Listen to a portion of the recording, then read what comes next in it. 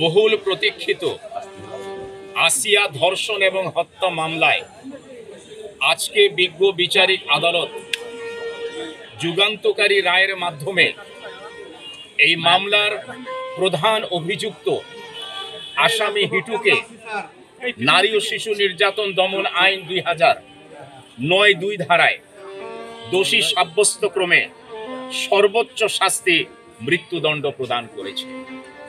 আপনারা জানেন এই আসামি ইতিপূর্বে একজন 8 বছর বয়সী একজন শিশুর সাথে জঘন্য, ঘৃণ্যতম, পৈশাচিক এবং বর্বরচিত ভাবে তাকে ধর্ষণ করেছেন এবং এই ধর্ষণজনিত কারণে তার মৃত্যু হয়েছে। এবং এই আসিয়ার ধর্ষণ এবং হত্যাজনিত কারণে সারা বাংলাদেশে বহির্বিশ্বে প্রতিবাদের ঝড় উঠেছে এবং ন্যায় বিচার চেয়েছে।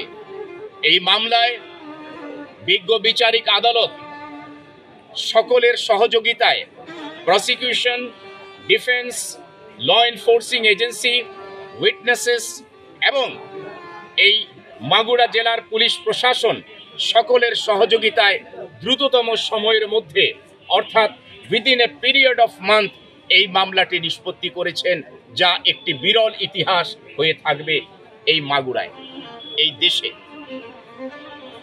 এবং এই মামলায় তার পরিবারের অন্যান্য যারা সদস্য ছিলেন, যাদের বিরুদ্ধে পেনাল কোডের সেকশন 506 পার্ট 2 সেকশন 201-এ যে অভিযোগ গঠন করা হয়েছিল, তাদেরকে মামলার দায় থেকে খালাস প্রদান করেছে।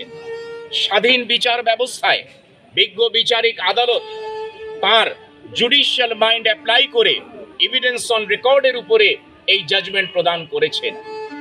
আমরা এই আসামি হিটু শেখের রায়ের যে ঘোষণা তিনি দিয়েছেন, যে শাস্তি মেয়াদের শাস্তি প্রদান করেছেন, আমরা রাষ্ট্রপক্ষ, প্রসিকিউশন পক্ষ আমরা সন্তুষ্ট।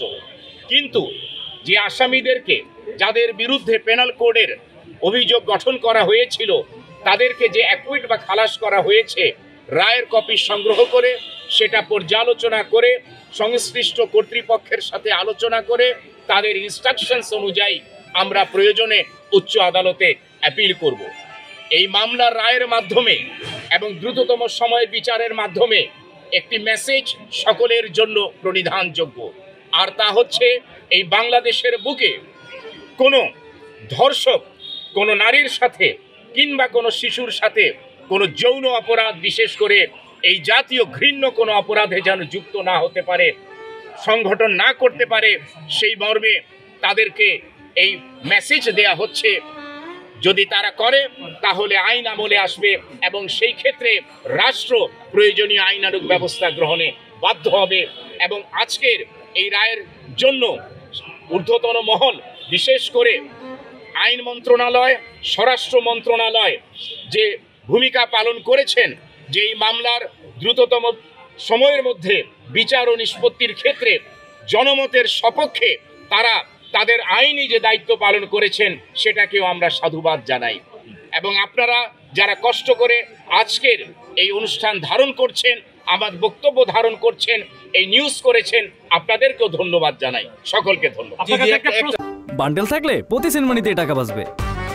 বিকাশ সেনমানি বান্ডেল কিনে জিতুন প্রতি লেনদেনে।